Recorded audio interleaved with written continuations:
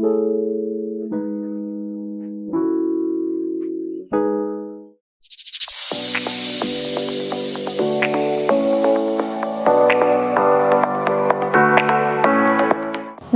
मैं डॉक्टर जिगीशा Jain, doctor J multi speciality dental and diabetes clinic Bhopal से। आज हम लोग मुंह के कम खुलने की समस्या पे बात करेंगे। मुंह का कम खुलना या ओरल सबम्यूकस फाइब्रोसिस जिसे हम कहते हैं, इनके कारण क्या है और इनमें बहुत सारे ट्रीटमेंट होते हैं, लेकिन आज हम मुख्यतः इससे जो घर में हम रह करके करने वाली चीज़ें हैं उस पर बात करेंगे। ओरल सबम्यूकस फाइब्रोसिस या मुंह का कम खुलना, इसके कारण ये होते हैं कि अंदर जब हमारे मसल्स होते हैं वो कड़क होने लगते हैं। जो अंदर के फाइब्रस बैंड्स होते हैं, कोलेजन के जो बैंड्स होते हैं वो कड़क होने लगते हैं, जिसके कारण से हमारा मुंह जो है उसका रेजिलियंसी कम हो जाती है, इलास्टिसिटी कम हो जाती है टिश्यूज़ की, और वो खुलने में दिक्कत होती है। तो सबसे मुख्य कारण इसका ये है कि जो पेशेंट्स होते हैं जिनको सुपारी, गुटखा, तम्बाकू ये सारी चीज़ें खाने की आदत होती है, तो उसमें से जो केमिकल्स निकलते हैं, उन केमिकल्स की वजह से हमारे जो टिश्यूज़ होते हैं, फाइब्रस टिश्यू, वो कड़क होना शुरू हो जाते हैं। तो अगर हम इस चीज़ से निजात पाना चाहते हैं तो सबसे पहले तो हमारी जो हैबिट्स हैं उन्हें हमें क्विट करना होगा। इसके अलावा कई बार हमने देखा होगा कि मुंह में दांत शार्प रह जाते हैं, उसके कारण भी ये चीज़ हो जाती है। अब OSMF होने के बाद में पेशेंट को बहुत सारी समस्याओं का सामना करना पड़ता है। सबसे पहली स्टेज में तो स्टोमेटाइटिस, जिसमें मुंह में छाले होना, अल्सर्स होना और जलन होना, कोई भी तीखा मिर्ची मसाला नहीं खा पाना, ये सारी चीज़ें रहती है। तो इस पेशेंट्स में मुंह तो अभी थोड़ा नॉर्मली खुल रहा है, कायदे से 4 फिंगर्स हमारे चले जाते हैं अंदर, लेकिन कुछ हद में ये कम होता है, लेकिन मुंह में जलन होने वाली तकलीफ शुरू हो जाती है। तो ऐसे पेशेंट्स में हम लोग लोकल कुछ एप्लीकेशंस के लिए ऑइंटमेंट्स दे देते हैं, जेल्स दे देते हैं अल्सर के लिए, या कुछ स्टीरॉयड बेस्ड जेल दे देते हैं जिससे इन्फ्लेमेशन सबसाइड हो और इन्हें खाने पीने में दिक्कत ना आए।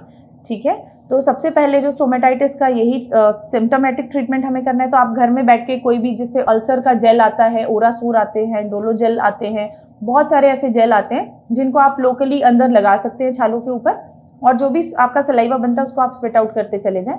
ये आपकी पहली समस्या का निजात हो गया। कुछ आगे की स्टेज में जब एडवांस होने लगता है हमारा प्रॉब्लम, तब हमारे मुंह को देखिएगा अब कड़क होना शुरू हो रहा है, अब वो खुलना बंद हो रहा है।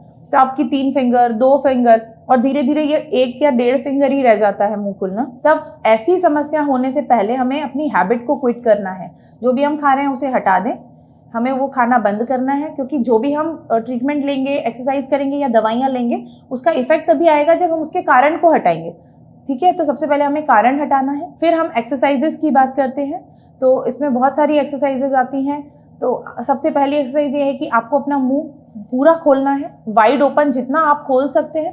खोलने के बाद जो आपकी टंग है, टंग बाहर निकाल के आप उसको अपनी नाक पे छूने की कोशिश करें, थोड़ी देर होल्ड करें और फिर आप उसको चिन की तरफ मोड़ लें और फिर वहाँ पे उस पोजीशन पे उसको होल्ड करें। 10 से 20 सेकेंड आपको अपनी टंग्स को होल्ड करें पोजीशन पे। आप देखेंगे कि फाइबर्स जो है, आप जितना एक्सरसाइज करेंगे उससे वो लूज होते चले जाएंगे।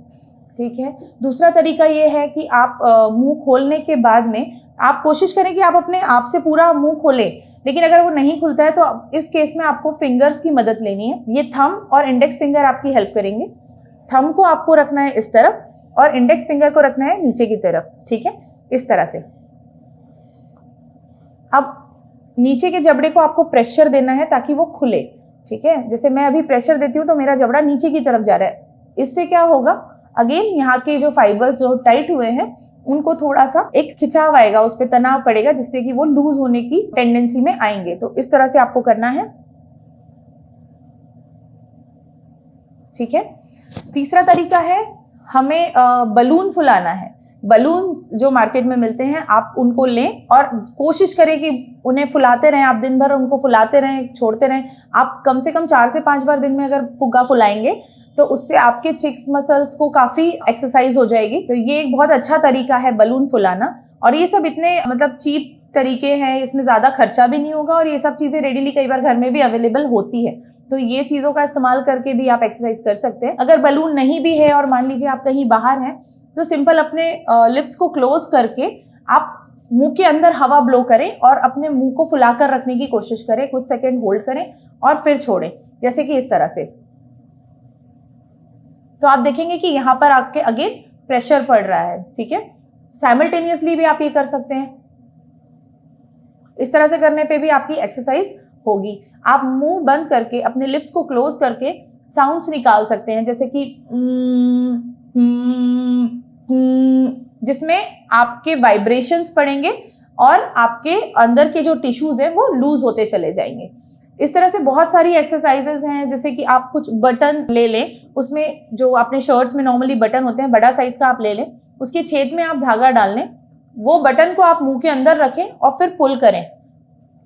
लिप्स से आपको बटन को सपोर्ट करना है, बटन बाहर नहीं आना चाहिए, सिर्फ धागे को आप खींचें तो उससे यहाँ सामने के फाइबर्स भी आपके लूज हो जाएंगे। फिर आप कुनकुना पानी ले सकते हैं। कुनकुने पानी में आप चाहें तो नमक डालें, नहीं डालना है तो ना भी डालें।